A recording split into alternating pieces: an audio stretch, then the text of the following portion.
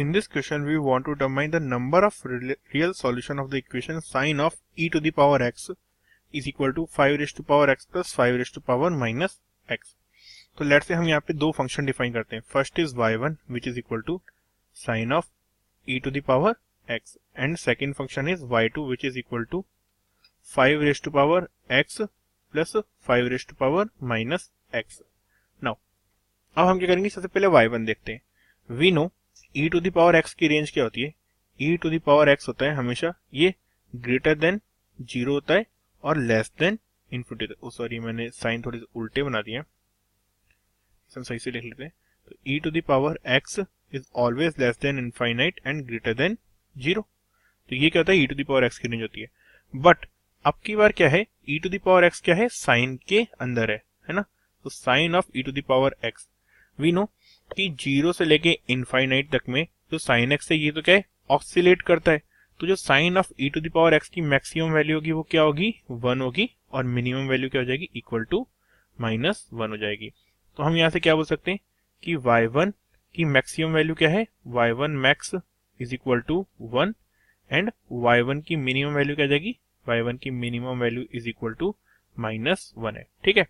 Now अब अगर हम सिंपली देखें तो हमारे पास y2 क्या है. See y2 is equal to 5 raised to power x plus 5 raised to power minus x. Now 5 raised to power x plus 5 raised to power minus x, तो इसे हम क्या लिख सकते हैं, it is equal to 5 raised to power x plus 1 upon 5 raised to power x. We know 5 raised to power x क्या होता है, ऑलवेज ग्रेटर देन 0 होता है. नाउ अगर मैं यहाँ से बोलूँ कि 5 raised to power x क्या है, इक्वल टू t है ना. तो ये क्या हो जाएगा एक्सप्रेशन, ये एक्सप्रेशन हो जाएगा t plus 1 by t. And t plus 1 by t expression की वैल्यू क्या आती है, ये हमेशा ग्रेटर देन और इक्वल टू 2 होता है if t is greater than 0. ठीक है. तो हमें पता है यहाँ पे t ग्रेटर देन 0 है. तो सिमिलरली जो y2 की क्या बोलते हैं, y2 की रेंज क्या हो जाएगी, y2 is always greater than और इक्वल टू 2.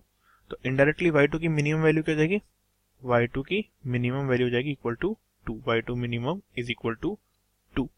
तो अब अगर y2 की मिनिमम 2 है और y1 की मैक्सिमम 1 है, तो हम यहाँ से क्या बोल सकते हैं कि y1 can not be equal to y2 for any value of x.